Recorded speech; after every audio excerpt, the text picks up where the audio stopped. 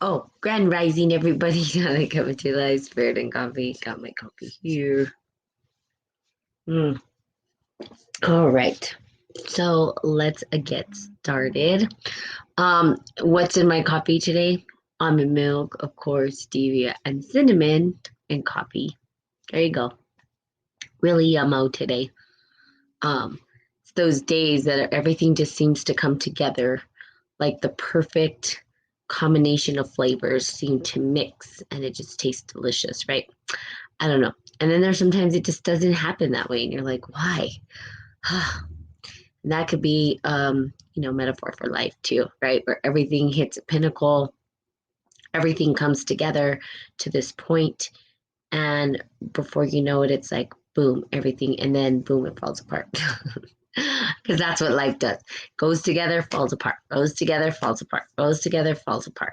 And as that happens, we're rediscovering and discovering who we are, who we are, who we are, who we are, who we are, over and over and over again. It could be an exhausting process, trust me.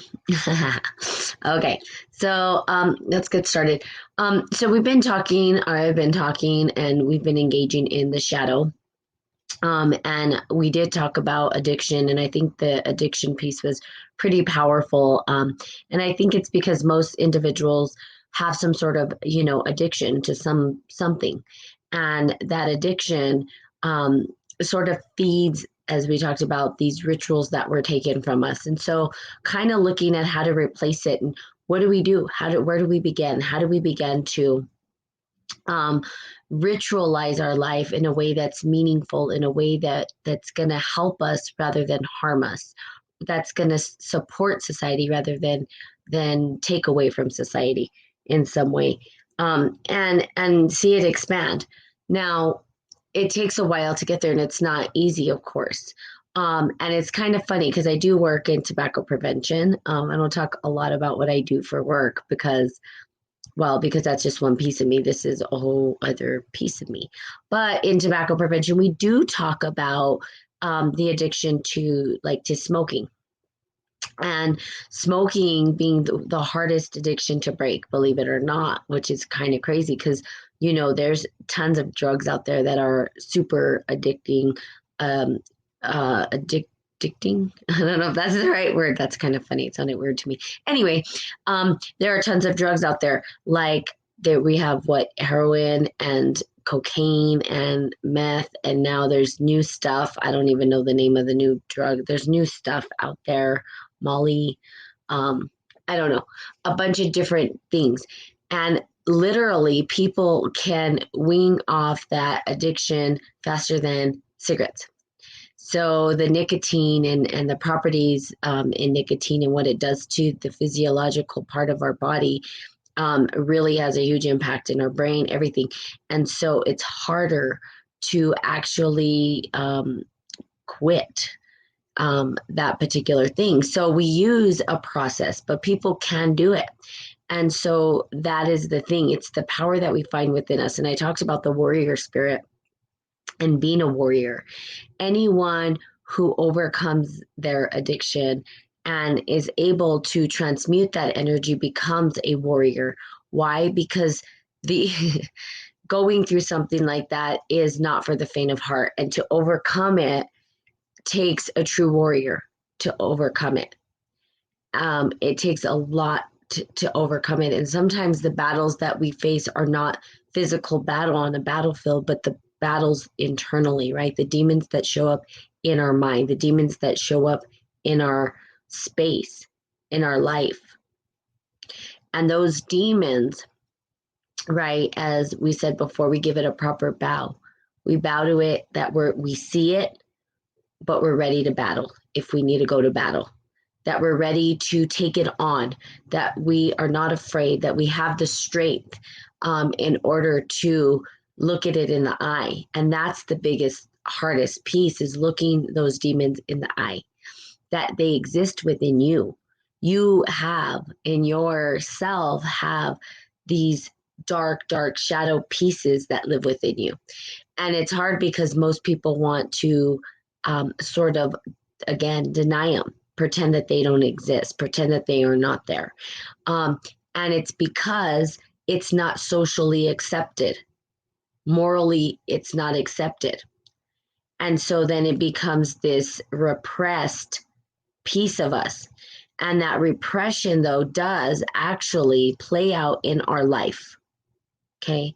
The repression does play out. Good morning, Damage FM. Good morning, Another Mouse. As we repress this stuff in our heads, right, we start to create patterns in our life. And this is how we sort of manifest things that we're not trying to manifest. We're like, well, I'm trying to, manifest this and getting into the abundance conversation, right? I want this to happen. And then we start doing stuff and it goes totally the opposite direction. And we're like, wait, what? I don't get it. Right. And so we talked about the patterns that happen in our life, and it's repressed trauma. It's the shadow. It's the not facing the demon. You got to face the demons. You have to. There's no other way. And it's okay if you repress them, right? It's okay if it is for you, but the reality is it's going to play out either way. In other words, it's going to happen no matter what. Like the scenario is going to keep on playing over and over and over and over again. And then you're going to be there going, what the heck happened? How did that happen? Why did that happen? I'm confused. I don't understand. How come the same thing keeps happening? Like my car when it used to get stolen over and over and over and over and over again, right? It's like, how am I responsible? Why is this storyline showing up in my world over and over again? It's not showing up what are the odds, right, that my car would be stolen at least 10 times in my life? What are the odds? They're probably pretty slim, right? How many times has your car been stolen, right? But somehow it's like my vehicle. Good morning, Linga, or good evening, actually.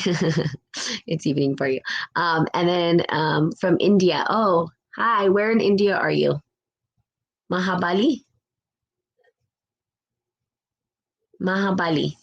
So where in India are you?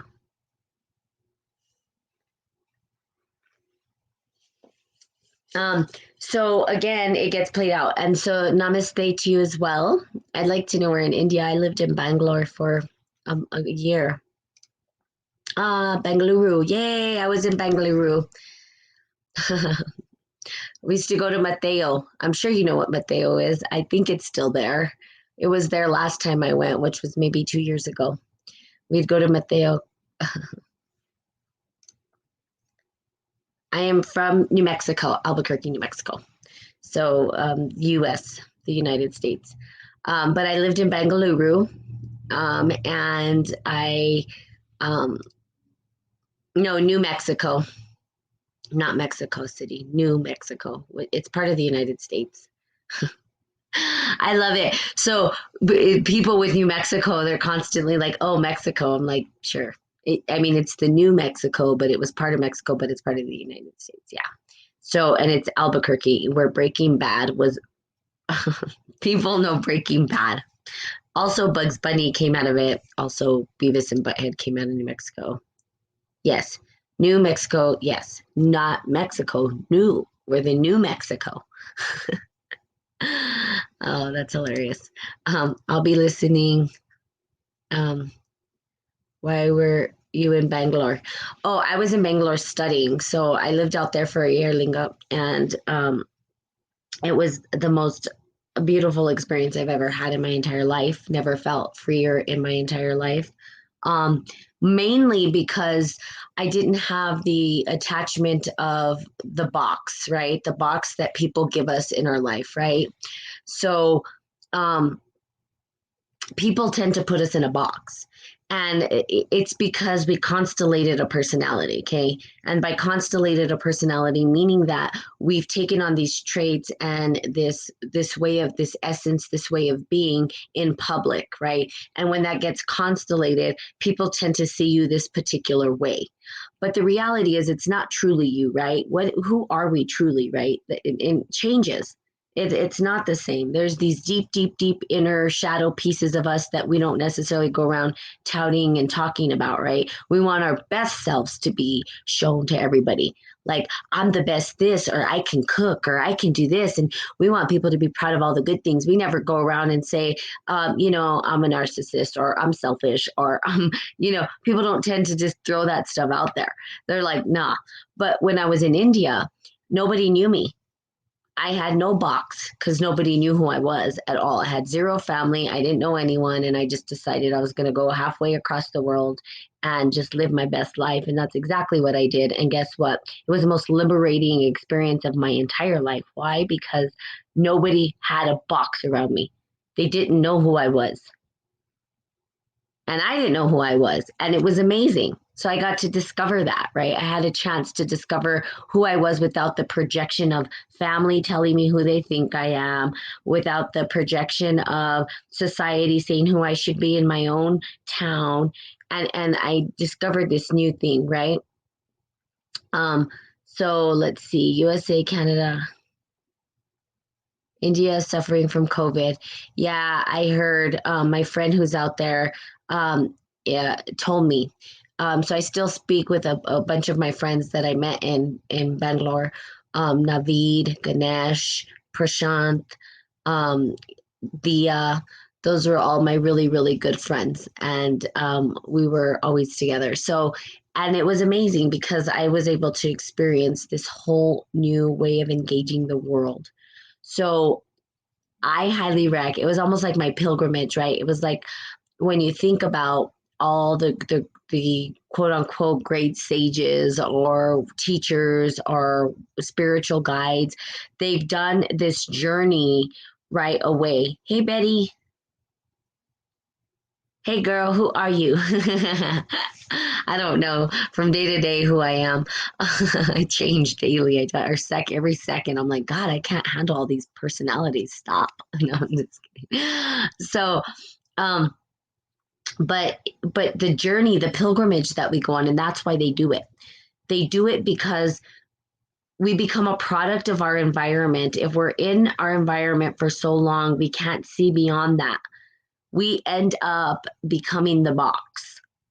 We say we're not, but we don't know how to think outside of it because we've never experienced anything outside of it. So here's the deal. People will project who they think you are. And it's a suggestion, right? I read that quote the other day about being under hypnosis and the power of suggestion.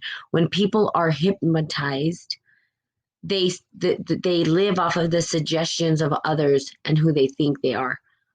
When you're woke, when you wake up and you start to realize who you are, you start to see clearly the projections that people put on you. But now, because you have discernment and you're clear, right? Then you can say, that's not who I am. Stop projecting that on me. That's not me. It is you, but it's not you. Does that make sense? So, and this gets hard too, because here we come to this paradox again, where it's not you, but it is you, right? But maybe it's not the embodiment of who you are at that particular moment. You're everything and nothing, yes. But when someone puts you in the box, they're saying you're that one thing and that you can never be anything else. And that's not the case. But we can't recognize the potential of who we can be or are if we accept those suggestions by others. So we go on a journey of pilgrimage to figure this out. People have separated from their families for a long time to do this, right? They've gone away, and I did that. And what I realized, the biggest thing that I realized when I did this is the patterns that I create. This is how you know what you're doing is in the sub or the unconscious mind, and it's repressed trauma getting played out over and over and over again. So I don't just talk about this stuff as a conceptual thing. I've lived it. I've actually experienced it. And so part of that was going to India when I went to India. Last night I spent the night with some Indonesians that were my sister's mates. They talked about being a migrant and chance for regrowth. Absolutely. See, Linga, that's the key. It's allowing ourselves to not be put in a box or defined by what everybody tells us or what they say or who we are. Because we are so much more than that, and we can't discover that until we separate from. It's like this: people will live in the same place and never leave. Okay, they'll never leave. They'll never go anywhere. They'll stay in their same little community. And there's nothing wrong with that. But then they think that there's nothing else, that nothing bigger exists. And then you start to go outside of your community. And then when you start to see it grow and you see other places and spaces and different ways of seeing the world and viewing the world, and different people having different rituals, rites, there's different foods and cuisine and engagement with the earth and the way that they construct things. I mean, everything's is different but the same. And it's like your whole perspective opens up. Your mind starts to open up to this new way of seeing the world. And that's why it's important to do that. Because then you're like, well, how do I engage here? And sometimes other cultures feel more in tune with who you are than your own. And you're like, that really wasn't me. I didn't really resonate with it. And a lot of times, and this is kind of the criticism I get from the people that I love, that they don't believe that I want to accept that where I came from, right? And that was kind of some of the criticisms that I would get, from time to time, from family, from friends, kind of like, you just don't want to accept that you came from here, and that wasn't the thing. I accept it, but that doesn't mean it's me. And they didn't understand that piece. It's not that I don't accept it. Yeah, but that doesn't mean I have to be a product of that environment either. I don't have to be like that just because I was raised in it.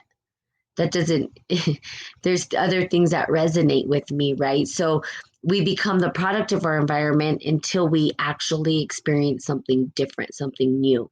So part of the work, again, is not just conceptualizing it. You've got to practice it. You've got to experience it. You've got to do something with it in order to have the true change and transformation in your life. Just thinking about changing isn't enough. See, and that's where people get stuck. So people will sit there and talk about concepts all day long, and they're beautiful. It's fun. It's nice to talk about all this stuff, and then no action behind it. And then they're wondering, why isn't it manifesting? Because you can't just sit there and think about it and ponder it. Now action has to start to happen. There has to be some movement in order to put energy behind it so that there's a transformation and change.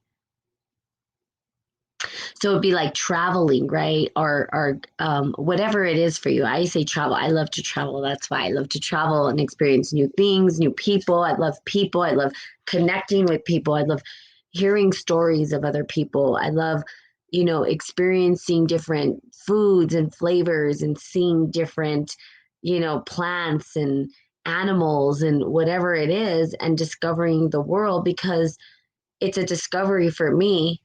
It's always been there, but it's new to me. So internally, I'm engaging and I'm discovering new things inside me as I engage these new things as they arise, right? And a story that I'll never forget, which is kind of funny. My mom and I had went to Hawaii, and when we got there was this plant just sitting there, and I looked at the plant and I was like, it looked plastic. So I was like, I had never seen anything like it before, because I live in the desert, so we don't have plastic looking plants like that's very tropical plants, right? And I'd never seen anything like it. And I was like, that's fake. That's what I said. And I was like, I think it's real. I'm like, no, I think it's plastic.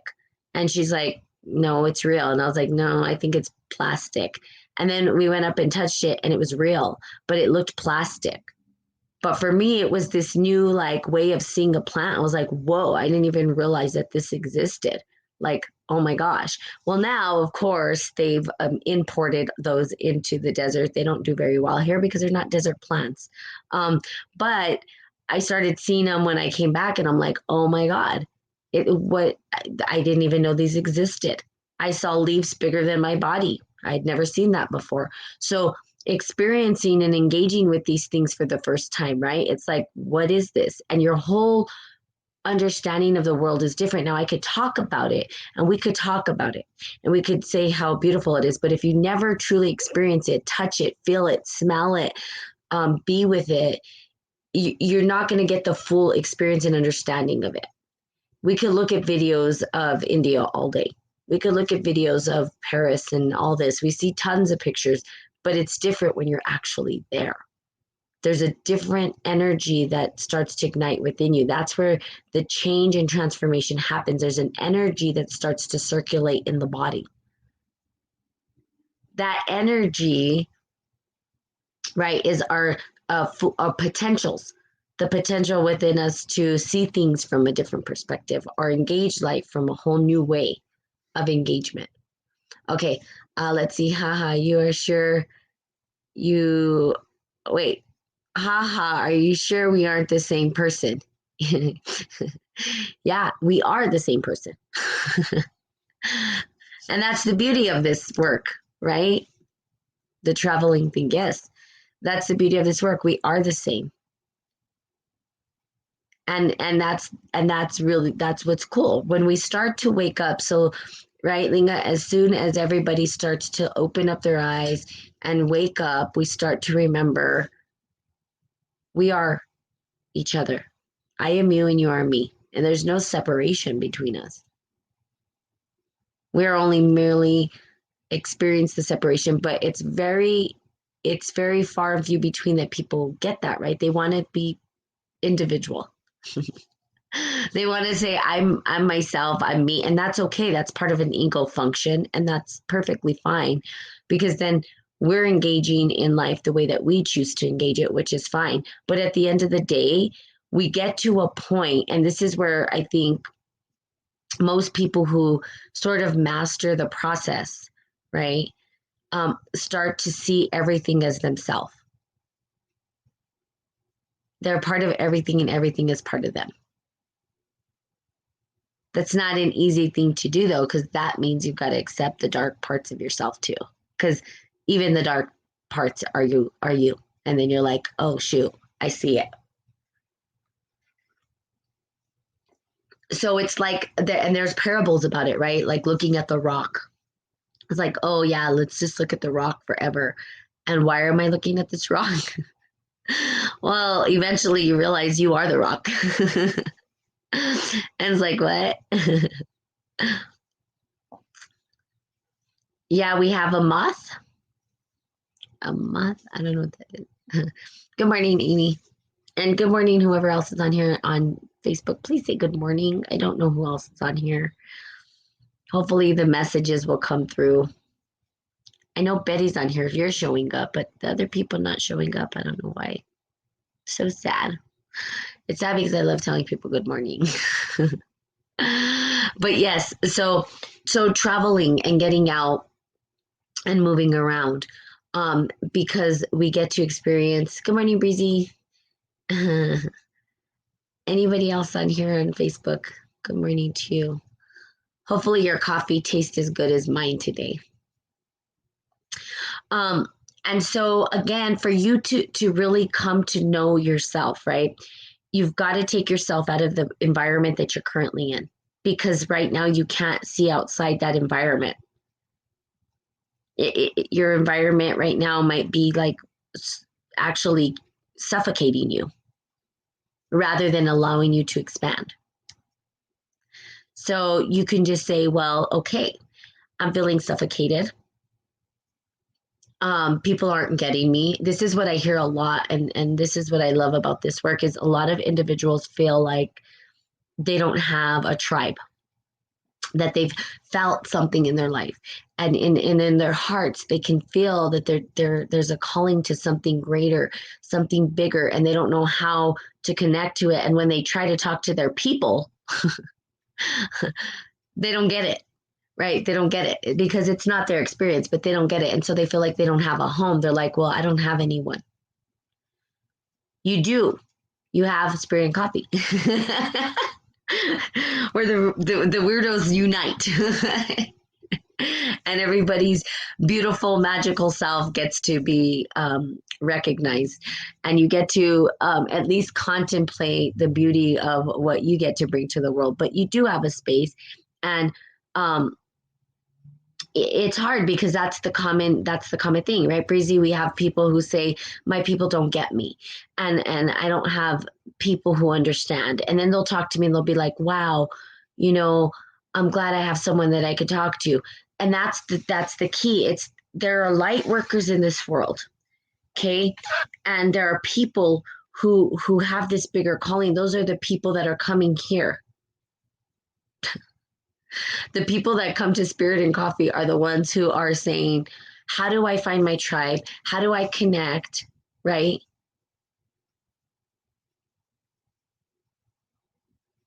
How do I engage? And who do I talk to? I'm alone now. I don't have anyone to talk to. And so then we just go through transactional day-to-day stuff, right? When deep inside we want this thing to come out of us. And we're just dying for it to come out. We're like, well, we don't have anyone to talk to. Well, you could come here. I mean, I know that it's not an engaged thing, right? Where it's not only just talk, talk, talk, talk, but at least you know that you have a platform and a place. Now, here's another deal, right? That the people that show up here tend to connect to one another. I've had people build friendships, right? Because they find their tribe, they find their people, they find the ones that see maybe life the way they do, or they can start to collaborate, connect, and share ideas. And people just want to be heard. Like that's the end of the day. People want to be heard and recognized, and they want to be seen. They're like, I need some connection, right, to those people. And your old conversations ain't working. You're like, I'm tired of that same old conversation. It seemed like we're having the same conversation since we were 5, and we're already like 40. So why are we talking about this again? And it's not that you're me. You're just ready for more. You're wanting to discover, reach out, and expand, and spread your wings and fly. But you do have people, right? And so I think Spirit and Coffee, once I get this platform all connected the way it should be, people will have an opportunity to connect to one another and recognize that they are not alone, that you're not alone. You're not, you are weird, but you're not weird. Like because if you were so weird, then you wouldn't have a group of weirdos. So in a way, we have this little community, right? Where it's like, okay, here you go. But people feel like that. I don't have anyone to talk to. And it's typically their environment that they're in. The people in their environment are not ready for that, maybe that next step. Maybe they're just not ready. And that's okay. But it's hard because we want everybody to come with us, but not everybody will. That's it, and a lot happens in that process too, because we're afraid we're going to lose those people we love when we transform, when we change. And that's part of the process. There's been a lot of people that have exited my life as I've gone through this transition and phases. It happens all the time. People fall off all the time, right? And it's because they have their journey that they need to go on, and I have my journey that I need to go on. And so they drop off and they're doing their thing, and I'm praying for them to find their way, their path. But sometimes people just ain't ready. They're not, and they don't want to be. They want to continue doing the same thing. They're okay with that. But some people are not. And I can tell you, you people are not okay with it. You wouldn't be here. You're like, I'm ready for something new and exciting and a journey, almost like the hero's journey, right? It's like in Lord of the Rings when he comes and he's like, oh, yeah, we're going on a journey. And he's like, I don't think I want to. And he's like, yeah, you're gonna. It's that kind of thing where you're like, I want to go on a journey, but I don't know if I want to go on a journey, but I do want to go on a journey. And then you don't know what's going to happen, right? But we're faced with all kinds of craziness, right? So you think of it kind of like that. We're out on this thing and this journey in our life, and we're going to step out into this new land, and we're going to travel, and we're like, what's here for us, And we're digging through the sand, and then we find this thing that we've never seen before. We're like, ooh, look at that. What is it, And it's magical to us because it's new. It's something we've never discovered before, seen. It's just been waiting there for us to discover it. Okay. Okay, so that reminds me, again, you recognize our shadow self, like a large moth that is nocturnal. True, I can't because I haven't got Facebook. Yeah. So the nocturnal moth, yeah, and then the moth is like attracted to the light, right? So be out of, let's see what she said. So be out of I. Wait, what? uh, wait, hold on, Linga. What do you say? Out of context, laugh out loud. Oh, okay. Linga. We love Linga. Um, so yes, and so rediscover. So here's the deal, right? And this might be exciting for you guys if you're up for the challenge. Um, Start to think about a pilgrimage. Doesn't have to be huge, okay? I'm not telling you got to be all like starving yourself in the desert for 40 days. Not at all what I mean here. Think about a pilgrimage you would take yourself on. And ask yourself, write it down, journal about it. Like, I'm going to go on a pilgrimage and maybe it's going to be a couple days. Maybe it's going to be a month. Maybe it's going to be a week, whatever time. And that pilgrimage, you're going to go to this unknown place and by yourself, all by yourself. Don't invite no one. Just do it alone. Go alone and see what unveils, right? It doesn't have to be in some exotic place either. It could just be in a place you've never been, right? It could just be, and it doesn't even have to be outside your own state. It could be part of your state in a place that you've never been. Just a place where you go by yourself to experience and see what unfolds for you. And part of it is because most people are afraid to travel alone because, right, we need companionship and we're like, well, what do we do? We're just by ourselves. How boring, or, whatever. Be in discovery of, you'll walk into shops, right? Or you'll walk into a shop and then you'll start looking around and engaging and then start in conversation. You start to meet people and they have different ways of seeing the world and they're doing different. And then you start to go like, wow, my worldview is so tiny. Like I can only see my worldview this small. And it starts to expand. And before you know it, you're like expanding your worldview. Shh. And you're like, whoa, life is so much bigger than this tiny little corner that I'm trying to control or occupy. For what? When there's this vast world, is huge. Okay. Yes. Pilgrimage. Yes, like a prophecy, kind of. Um, yeah, just going out on a pilgrimage. And let me tell you what, I've done a lot of these, and it's just the stuff that you figure out about yourself, right? To have your own company, to be in the company of yourself, and then to meet new people that you would have never talked to. If you're with your friend, if let's say if you travel with people that you stay in your bubble, you kind of take that bubble with you, and you're just talking to each other.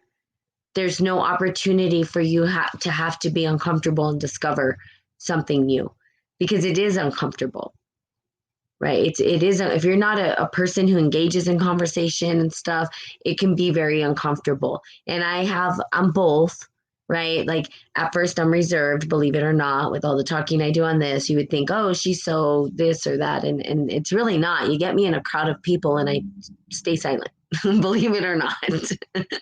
I'll just observe. I observe. And then, and then when I feel comfortable, I'll start to engage. And then my personality starts to come out, right? And there's this ebb and flow. But traveling by myself in a pilgrimage to rediscover who I am over and over again, that so basically I went to India by myself, lived there for a year. Then I went to Spain and I decided that I was going to go. I did go with friends, but prior to that I went by myself to discover, just to be by myself, right? And discover new things. And what I discovered is that you start to connect to different individuals and you let them know like, hey, I'm here. And then they're like, oh, good. And then they tell you, and then they start talking to you, and you should try this and you should try that and you should do this. And where's the best place to eat? And, all those kind of things. You start opening up dialogue to people that maybe you would never have talked to. And you wouldn't have if you were with a friend. You wouldn't have. It wouldn't have happened because you're in your bubble. So travel alone. See, go somewhere. That's, go out, do a pilgrimage. Again, even if it's in your own state, it doesn't have to be against some exotic place, right? Um, it's breezy. I take it as a compliment to be called crazy weirdo or different. Yes. Um, and I love weirdos. Betty, so do I. It's like the weirdo club here. Yay! I gotta go to sleep. Okay, Linga. Lots of love and light. And my heart is with you always. So get some good rest. I'm about to wrap it up myself here. Um, was it hard to stay far away from your family? Great question, and thank you for asking. At first, it was. Let's just say, good morning to 152. Let's just say this: when I first got to India, um, and of course, like I said, I didn't know anyone. And maybe 2 weeks in, I was 2 weeks in, so I was supposed to be there only for 6 months. Okay, and 2 weeks in, I'm like, how the hell am I going to stay here for 6 months? I was like, I don't know if I'm going to make it. I might have to go back home. Right. It was really interesting because India is such an interesting place. I mean, it's so vastly different from where I live. Everything is in your face, literally in your face. And there's people everywhere and there's, and all this stuff. And so 2 weeks in, I'm going, I don't know if I'm going to make it. 6 months seemed like a lifetime, seemed forever. And then I started to engage and we started to go out and have a good time. And I started to meet people. And when I started to meet people, I met this really amazing person. Is one of my greatest friends ever. The experience that we had was amazing. And he and I became really good friends. And before you knew it, I had this little family of friends in India. And there was, a couple of people and they took me under their wing. And that's what I loved. I saw the beauty of people that your family are the people that take care of you, right? It's not just your immediate family, but people will take care of you. And it's really interesting how they show up for you. And these people didn't even know me, but they showed up for me and they took me under their wing like family. So I never felt deprived of family. In fact, I felt like I had a unique, beautiful family that was very vastly different from my own family. And the connection that I made, I mean, for instance, my friend Dia, I'd go to her house, right? And what I love about India is they say, come home. They don't tell you come over and visit. They say, come home. Are you going to come home tonight? Are you going to come home today? And your home is their home. And so everybody in India typically has a maid, right? And that's just the way it is out there. And so Aya was she lived there with them and she was their maid and she would do all the cooking.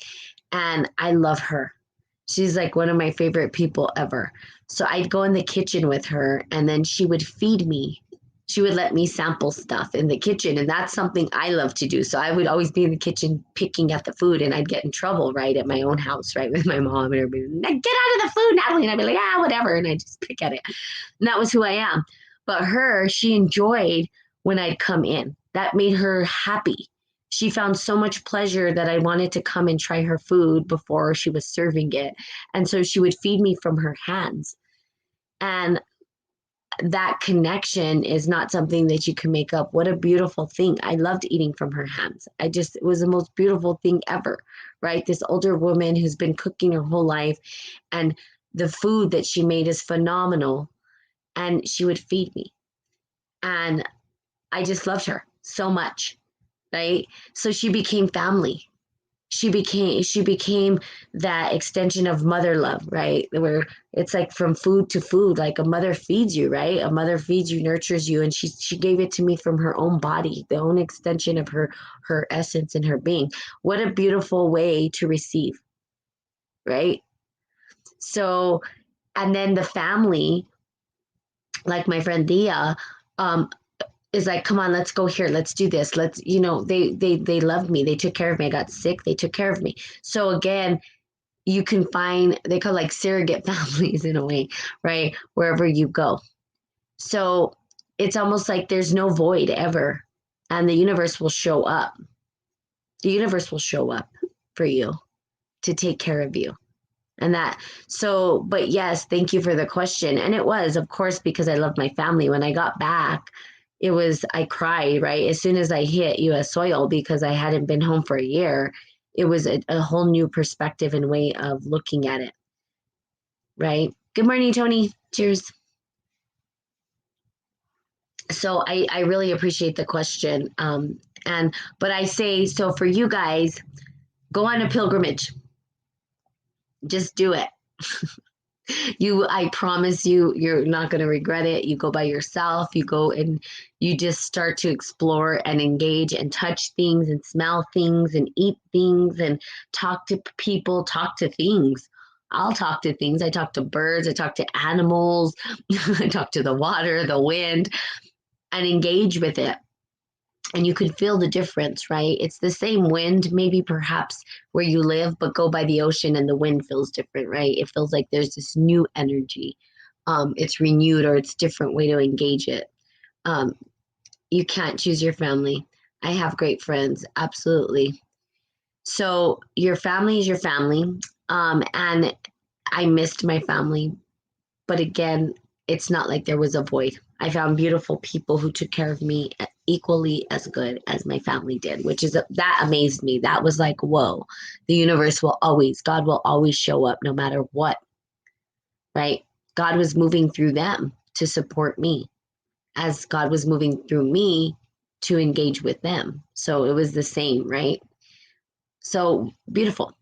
And thanks for the questions. And, I haven't talked about India in a long time. Been missing that space and place. I want to go back. Maybe I'll retire in India.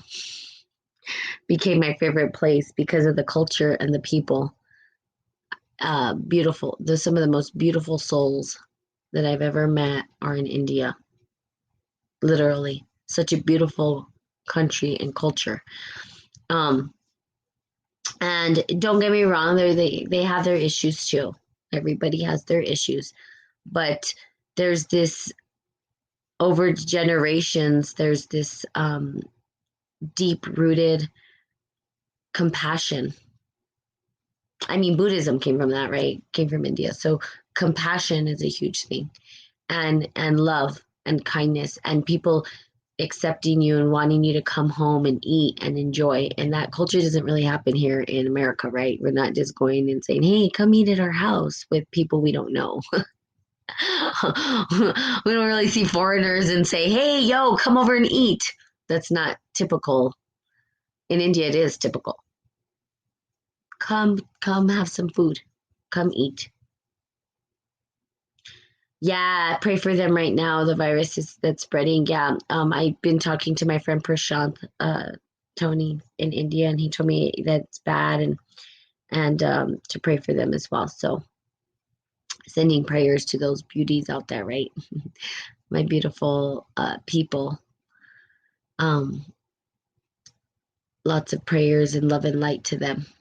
And speaking of them, because sorry, my connection broke, but I enjoyed from your answer. Yeah, thank you for the answer. Hopefully you heard it.